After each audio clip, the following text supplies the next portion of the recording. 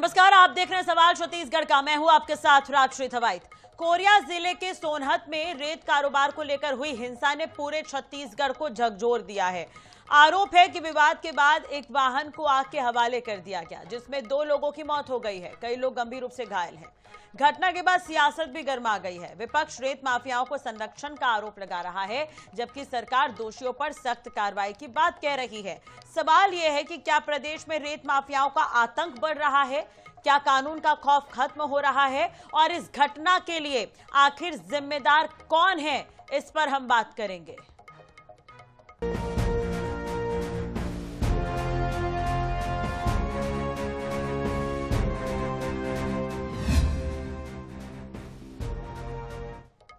छत्तीसगढ़ के कोरिया जिले से एक ऐसी वारदात सामने आई जिसने पूरे प्रदेश को झकझोर दिया। रेत कारोबार को लेकर हुए विवाद में पूर्व जनपद पंचायत उपाध्यक्ष की कथित तौर पर जिंदा जलाकर हत्या कर दी गई। घर के सामने खड़ी कार में पेट्रोल छिड़ककर आग लगा दी गई, जिसमें मौजूद नेता की दर्दनाक मौत हो गई। घटना के बाद से इलाके में तनाव 163 लागू कर दिया गया है। भारी पुलिस बल तैनात किया गया है। इस पूरे मामले में सियासत भी गर्मा गई है। कांग्रेस ने सरकार पर रेत माफियाओं को संरक्षण देने का आरोप लगाया है, जबकि मुख्यमंत्री ने दोषियों पर सख्त कार्रवाई का भरोसा दिलाया है। छत्तीसगढ़ के कोरिया जिले के सोनहत क्षेत्र के नौगई गांव में हुई सनसनीखेज घटना ने प्रदेश में कानून व्यवस्था और अवैध रेत कारोबार पर गंभीर सवाल खड़े कर दिए। जानकारी यह है कि रेत कारोबार को लेकर लंबे समय से विवाद चल रहा था और इसके बाद ये वारदात देखने को मिली है।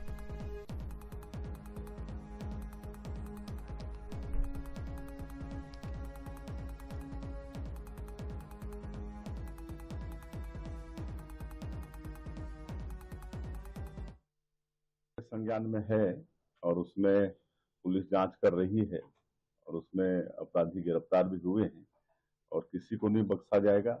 जांच में जो भी अपराधी पाए जाएंगे सबके ऊपर सख्त बिल्कुल उसको हत्या मानना चाहिए। और ये कारण ये है कि इस प्रकार की जानकारी एक शासन प्रशासन को कैसे नहीं है। रेत का उत्खनन हो रहा है, आपको मालूम है या होना चाहिए, रेत का उत्खनन हो रहा है। वहां 2 पक्षों में तनाव है, आपको मालूम होना चाहिए। और इस प्रकरण में मालूम था, आपने उनके बीच के झगड़े में एक दिन पहले ही उनको बुला के समझौते की आपने कोशिश की, थाने में बुला के आपने कोशिश की। उसके बाद ये प्रकरण ऐसे कैसे बेकाबू हो जाता है? यानी आपका कोई नियंत्रण नहीं है। चलिए, इसी पर हम बात करेंगे। हमारे साथ खास मेहमान जुड़े हुए हैं। निशिकांत पांडे जी हैं, बीजेपी नेता, हमारे साथ जुड़े हुए हैं इस वक्त। गुलाब कमरो साहब हैं, पूर्व विधायक हैं कांग्रेस के, हमारे साथ जुड़े हुए हैं। रुद्र अवस्थी जी हैं, वरिष्ठ पत्रकार, हमारे साथ जुड़े हुए हैं। आप तीनों का बहुत बहुत स्वागत है आई-न्यूज़ 24/7 पर। और ये आज का मुद्दा बेहद संवेदनशील है। निशिकांत जी, मैं आपसे ही जानना चाहूंगी, विपक्ष इसे कानून व्यवस्था की विफलता बता रही है, बीजेपी क्या मानती है? आपको और दोनों बड़े भाई को संदेह हुआ। देखिए, जिस प्रकार से निर्ममता से ये घटना को अंजाम दिया गया और जिस भयावहता से मतलब उसकी कल्पना करके ही लोग खड़े हो जा रहे हैं। और ये जो विषय है, तो एक चीज ध्यान में आती है कि लोग, लालच, द्वेष, ईर्ष्या को कितना खतरनाक हो सकता है, उसका एक उदाहरण के रूप में आप इसको देख सकते हैं। लेकिन प्रदेश की सरकार और प्रशासन इस पे त्वरित कार्रवाई करके सुनिश्चित करती है और जिस प्रकार से घटना घटी है उसी प्रकार से उनको दंड भी मिले, ऐसी उम्मीद करता हूँ। लेकिन जो चर्चा का विषय कि रेत का विषय आ रहा है या खेत का विषय आ रहा है, ये रेत और खेत का मामला नहीं है राजश्री जी, ये द्वेष का मामला है। इस प्रकार से निर्ममता से और भयावहता से मतलब लोगों को जला देना, जिस प्रकार से लाल आतंक के द्वेष का तो कुछ तो मुद्दा रहा होगा सर, घटना ये देखने को मिल रहा है। चलिए, द्वेष का मामला है तो कुछ तो मुद्दा रहा होगा।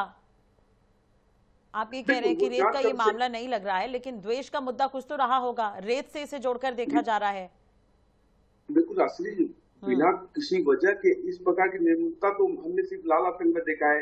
तो हमारी प्रदेश सरकार ने जब लाल आतंक को समाप्त कर दिया, तो ये कोई बहुत बड़ा विषय नहीं। इनको तो ऐसा सजा मिलना चाहिए कि नजीर पेश हो कि कोई भी किसी परिवार को इस प्रकार से जिंदा मरने के बाद लोग जलते हैं, जिंदा जला के मार दिया जाए। रेत कारोबारियों को संरक्षण दे रही है सरकार, यह आरोप विपक्ष लगा रही है।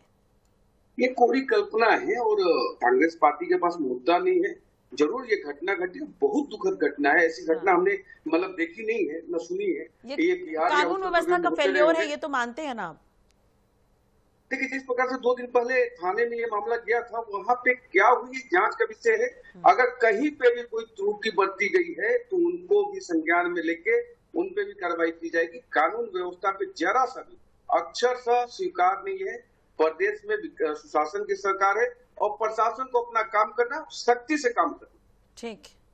ठीक है, चलिए अब गुलाब जी क्या कहते हैं सुन लेते हैं। गुलाब जी, आपका रिएक्शन इस पर। और सबसे अहम बात यह है कि प्रदेश की कानून व्यवस्था क्या वाकई बिगड़ रही है? कांग्रेस क्या मानती है इसे? निश्चित रूप से मैं आपको बताना चाहूंगा, प्रदेश की जिस तरह से कानून व्यवस्था है इन 2.5 साल में देखेंगे लगातार पूरे छत्तीसगढ़ में है। सबसे पहले तो मैं जो नौगई की घटना घटी है, हृदय विदारक घटना है, मैं इस दुख की घड़ी में उस परिवार के साथ हूँ और जहां जहां जैसी जरूरत पड़ेगा हम सब साथ में हैं। लेकिन निश्चित रूप से मैं ये कहना चाहूंगा कि छत्तीसगढ़ में वर्तमान में कानून व्यवस्था रह नहीं गया। न लोगों को कानून का डर है, न पुलिस का डर है। इसके कारण इस प्रकार की घटनाएं घट रही है। जिस तरह से आप देखेंगे, हमारा भरतपुर विधानसभा जो सुंदर था, अब वनांचल क्षेत्र है, आदिवासी भाई यहाँ पर ज्यादा रहते हैं।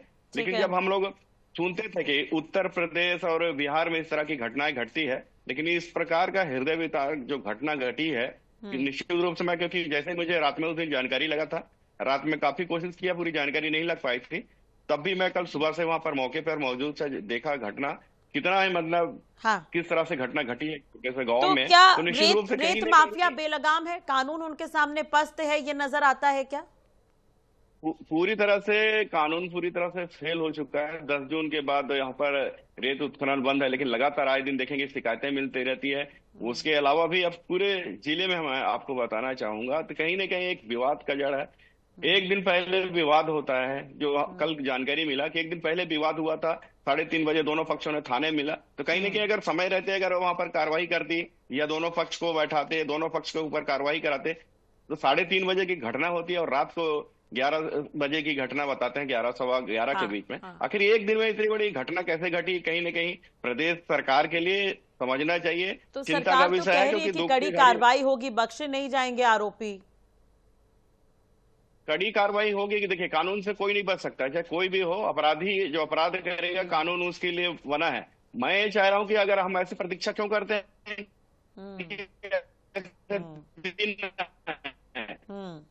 सरकार लाइन ऑर्डर देके पूरी तरह से लोगों की दबंगाई जा रही है, घर जा रहे हैं, गाड़ियों में आग लगा दी जा रही है। आखिर कहीं ना कहीं कितनी बड़ी घटना है प्रदेश में। मैं समझता हूं मेरी जानकारी में पहली ऐसी घटना है, क्योंकि देखिए लड़ाई झगड़े होते रहती हैं, वो वहां तक हम सहमत हैं। तो लेकिन इस प्रकार की घटना है जो वहां पर गाड़ी नहीं कर रही है, इस तरह की बयानबाजी कर नहीं। अब बयानबाजी अब हम तो कहना नहीं चाहेंगे, क्योंकि जिस तरह से आज हम परिवार के साथ खड़े हैं, जो भी दोषी है उनको कड़ी से कड़ी कार्रवाई होनी चाहिए। हम भी सहमत हैं और उनकी गिरफ्तारी भी होना चाहिए, भी हम कह रहे हैं। लेकिन ऐसी स्थिति निर्मित ना हो, ये हम उनसे कहना चाह रहे हैं कि कानून व्यवस्था नहीं रह गया पूरे प्रदेश में। इस शायद सरकार में कोई भी कानून व्यवस्था नहीं रह गया, अपराधियों को किसी प्रकार का कोई डर भय नहीं है। इस कारण से बड़ी बड़ी घटनाएं जो है ये घटी है। अगर कानून निशिकांत जी से मैं इसका जवाब लूंगी, इस प्रकार की घटना नहीं होती। ठीक है, मैं आऊंगी निशिकांत जी के पास। उससे पहले रुद्र जी हमारे साथ जुड़े हुए, उनसे बातचीत कर लेते हैं। रुद्र जी, आप इस मामले को किस तरह से देख रहे हैं? राजनीतिक, आपराधिक या रेत माफियाओं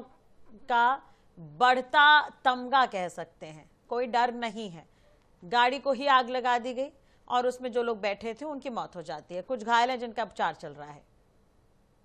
देखिए राशि जी, ये है तो सीधे तौर पर पहली नजर में आपराधिक मामला है, ये क्राइम का मामला है, जिसमें साफ दिख रहा है कि दो ग्रुप हैं, उनके बीच में किसी तरह का जो पहले के बीच से द्वेष हो या तत्कालिक हुआ हो।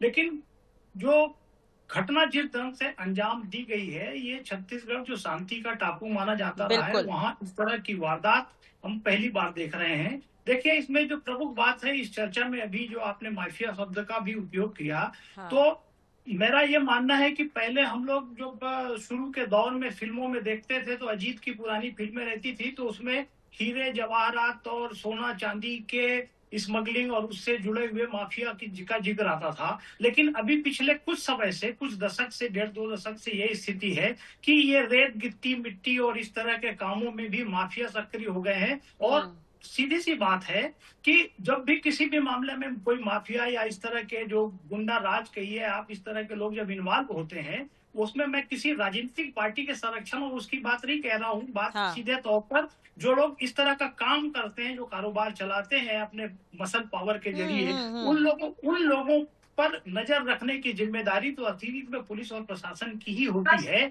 इस मामले में एक बात जो मैं समझता हूँ सबसे गंभीर है कि पहले से थाने में ये जानकारी होने के बावजूद अगर पुलिस उसकी गंभीरता को समझ नहीं पाती है, इसका मतलब है कि उनका जो सूचना तंत्र कहीं ना कहीं कमजोर है, जिन्हें कम से कम पहले से तो ये पता होना चाहिए कि एक किसी व्यक्ति को गाड़ी पर जला के मार डाला गया तो वो घटना मेरी समझ में अनायास नहीं होगी, उसके लिए कुछ न कुछ तो पहले से कोई प्लानिंग हुई होगी। तो इस पर नजर रखने की कि वारदात हो गई, अब सख्त कार्रवाई होगी, ये तो एक जुमला है, वो स्वाभाविक रूप से उस पर बात होती है, लेकिन ऐसे मामलों को रोके जाने की भी जरूरत है और उसके वही तो जिम्मेदारी मानी जाती है जो पुलिस प्रशासन की, कि वो ऐसी घटनाओं को रोकने से होने से पहले भी रोकने की कोशिश करे। यह इसमें नहीं दिखाई निशिकांत जी, देखिए सूचना तंत्र तो फेल हुआ है और स्थानीय प्रशासन इसके लिए कहीं ना कहीं जिम्मेदार है।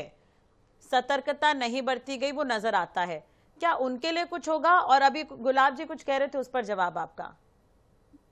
राष्ट्रीय जी, इसमें कोई किंतु परंतु नहीं। 2 दिन पहले जब अगर थाने में गए थे, उसके बाद इतनी बड़ी घटना घटी है, जरूर वहां पे क्या कमी रही उस पर भी जांच होगी और जांच होने के लिए कार्रवाई होगी। ऐसी एक घटना निर्ममता की एक प्रकाष्ठा थी जो सूरजपुर में घटी थी।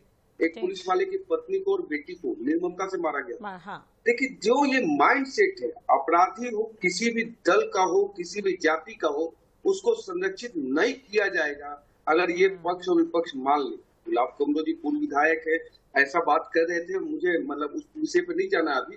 मेरा मुख्य विषय ये है कि इस प्रकार से छत्तीसगढ़ जो शांत पिजा था, जिस प्रकार से आपने देखा होगा बलौदा बैर जलाने की जो एक प्रक्रिया थी, ऐसा कभी कल्पना नहीं कर सकता था कोई कि प्रदेश का कोई एसपी कलेक्टर कार्यालय जला दिए जाए।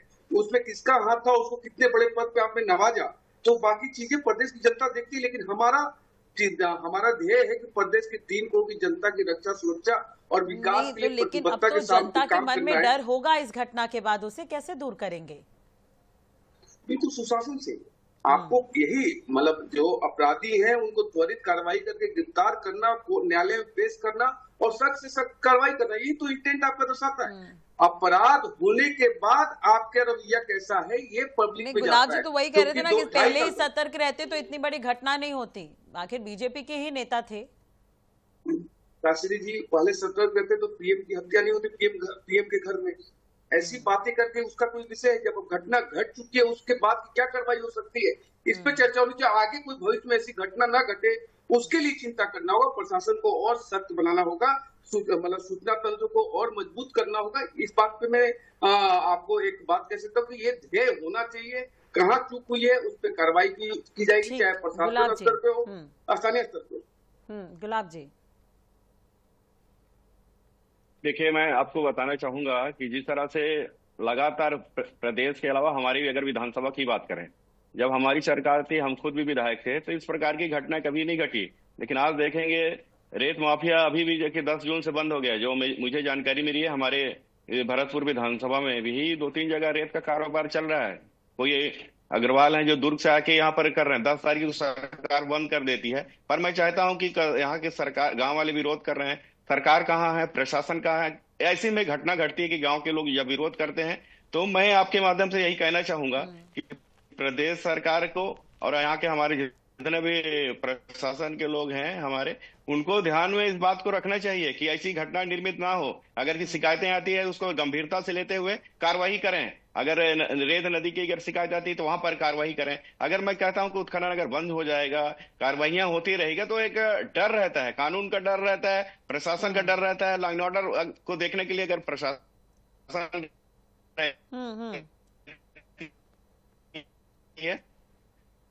तो निश्चित नहीं तो गुलाब जी, देखिए आपके समय भी तो रेत कारोबार से जुड़ा कोई विवाद आया होगा। प्रकार की घटनाएं नहीं घटती, आपके रहते इसलिए भी तो मैं विवाद आए वहीं होंगे। पर था, देखा, दिल दहला। नहीं, हमारी विवाद नहीं। अगर छोटी मोटी विवाद, लड़ाई झगड़े आई, तत्काल हमने कार्रवाई कराया और बंद करा दिया।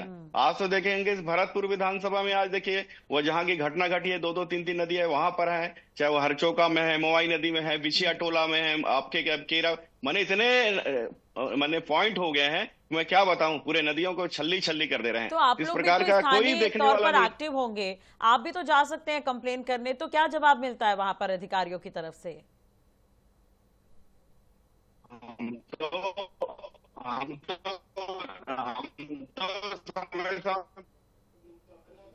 तो रन कर रहे हैं। इस प्रकार के लगातार विवादें देना चाहिए। नहीं, मैं आपसे पूछना चाह रही हूँ कि आप तो विपक्ष में हैं, तो अधिकारियों के पास आप भी तो कंप्लेन लेकर जाते होंगे, क्या इस कहते हैं वो? प्रकार की घटना नहीं घटे, क्योंकि ठीक है गुलाब जी, आपकी आवाज थोड़ी साफ नहीं आ पा रही है सर, माफ कीजिएगा, मैं दोबारा आपके पास आऊंगी। निशिकांत जी कुछ कह रहे हैं जी। राष्ट्रीय जी, मैं आदरणीय गुलाब जी से कहना चाह रहा हूँ, देखिए गुलाब जी, ये विषय रेत और खेत का नहीं है, ये कुछ दूसरा विषय। इस प्रकार की निर्ममता से, भयावता से घटना को अंजाम नहीं दिया जा सकता। जांच हो जाने दीजिए, भ्रम की स्थिति ना हो। आप भी एक जनप्रतिनिधि है, इस प्रकार से भ्रम फैला के, गुमराह करके आप हासिल कुछ नहीं कर पाएंगे। विषय ये है कि जो अपराधी हैं उनको बिहाइंड द बार करने के लिए प्रतिबद्धता से आपको काम करना है। हमारी प्रशासन काम कर रही है। आप भी इस विषय पे कम से कम, जो इतनी बड़ी घटना हुई जो पहले कभी नहीं हुई, दोबारा ना हो। लेकिन निशिकांत जी देखिए, ये हमारे पास भी इनपुट यही है कि रेत से जुड़ा ये विवाद है। राष्ट्रीय जी, मैं फिर बोल रहा हूँ, रेत से जुड़े हुए विवाद में इस प्रकार की निर्ममता आपको देखने को कतई नहीं मिलेगी। ये कुछ और विषय है, जांच हो जाने दीजिए, दूध का दूध, पानी का पानी हो जाएगा। तो इंतजार करेंगे, लेकिन जिस तरह से जो विषय सामने आया है वो रेत से ही जुड़ा हुआ है। अब सियासत इस पर गर्म है, आरोप ये लग रहा है कि आप लोग संरक्षण देते हैं। अगर संरक्षण देते राष्ट्रीय जी तो तुरंत त्वरित कार्रवाई होती पूरे प्रदेश में। हालांकि मुख्यमंत्री जी ने स्वयं संज्ञान लिया, गृह मंत्री जी ने संज्ञान लिया, डीजीपी, एसपी सारे लोग इसमें त्वरित कार्रवाई की। 4 लोगों को, 4 अपराधियों को गिरफ्तार किया गया। 5 अभी जो फरार है उनको भी गिरफ्तार करके पाताल में होंगे तो भी ढूंढ के लाया जाएगा। जब लाल आतंक को हम बाहर कर सकते हैं तो ये अपराधी इतने बुलंद हौसले के साथ नहीं फरार हो सकते। अवस्थी जी देखिए, ये क्या सिर्फ आपको हत्या का मामला लगता है या कोई संगठित अपराध है इसके पीछे, या कोई नेटवर्क है, बड़ा नेटवर्क? आवाज दबाने की कोशिश की गई है क्या? देखिए, ये तमाम सवालों के जवाब तो जब मामले की पूरी जांच हो जाएगी उसके बाद ही सामने आएगा कि पुलिस का क्या वर्जन है, पुलिस क्या कहती है कि ये घटना किस तरह से हुई होगी।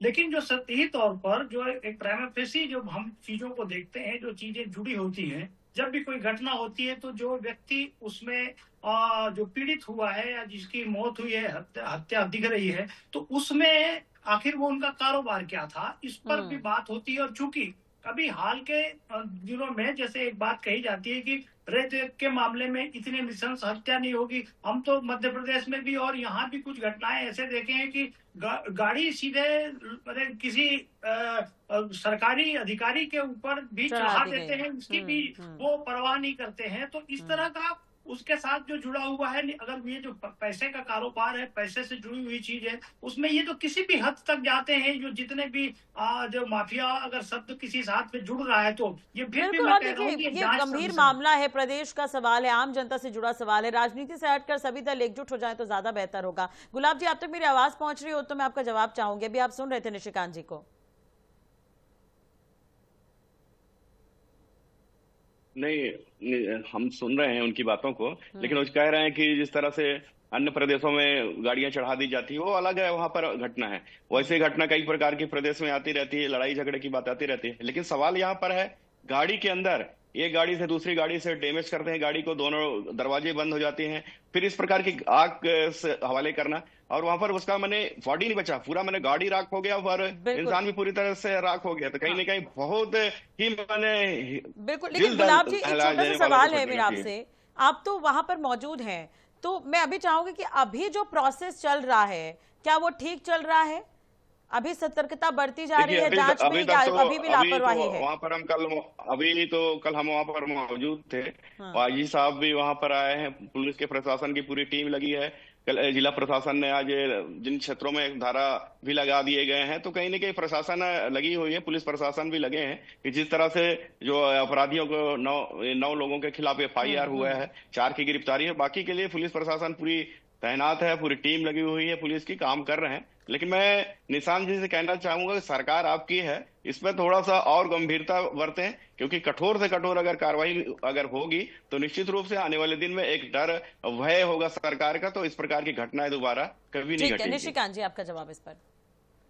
बिल्कुल आदरणीय गुलाब जी, आपने जो कहा वास्तव में अगर आप नजीर पेश करेंगे तो इस प्रकार की घटना करने से पहले भय होगा मन में, वो आपको मतलब निसंदेह संतुष्ट करने का प्रयास करूंगा कि हमारी सरकार जो कार्रवाई करेगी भूतो न भविष्यति ऐसी कार्रवाई हो, ये प्रमाण के रूप में प्रस्तावित किया जाएगा। क्योंकि जिस प्रकार से निर्दयता से मतलब इसका कोई एक पैरामीटर आप ढूंढ नहीं पा रहे कि इस प्रकार से कितना द्वेषपूर्ण मानसिकता रहा होगा कि लोगों को जिंदा जला देने का इंटेंट से मतलब षड्यंत्र करके उनको जलाना, ये बात मतलब गले उतर ही नहीं रही कि ये रेत और खेत का मामला है। विषय को जांच हो जाने दीजिए, दूध का दूध और पानी का पानी अवश्य होगा और सख्त से सख्त कार्रवाई होगी, जिम्मेदारी से ये बात। ठीक है। और जो मृतक है उनके परिवारों के लिए क्या कोई सहायता या राहत सरकार की तरफ से, प्रशासन की तरफ से? निशिकांत जी।